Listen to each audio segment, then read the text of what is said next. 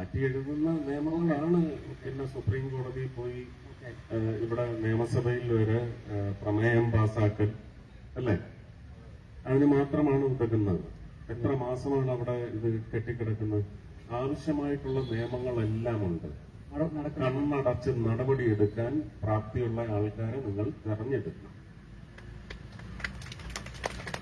ഞാൻ ഇപ്പൊ പറഞ്ഞത് ഇലക്ഷൻ പ്രചരണവുമായി ബന്ധപ്പെട്ടതാണ്.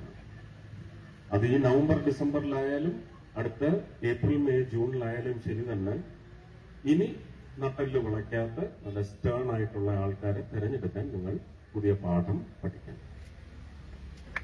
വേറെ മാർഗമില്ല. ഉറപ്പായിട്ടും പറയുന്നു, ഇതെല്ലാം UP എന്നൊക്കെ പറയുമ്പോഴത്തേക്ക് എല്ലാവർക്കും ഉടനെ ഒരു വെറും ഫ്രോഡ് വ്യാകുലതയാണത്. അവിടുത്തെ ജനങ്ങൾ തൃപ്തരാണ്.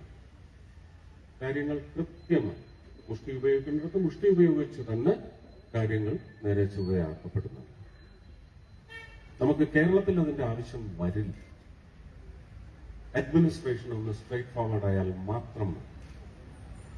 ആ അഡ്മിനിസ്ട്രേഷനെ സാങ്കേതികമായി നിയന്ത്രിക്കാൻ പ്രാപ്തിയുള്ള നേതാക്കളെ നിങ്ങൾ തെരഞ്ഞെടുക്കണം. അതല്ലാതെ ഇതിന് വേറെ മാർഗം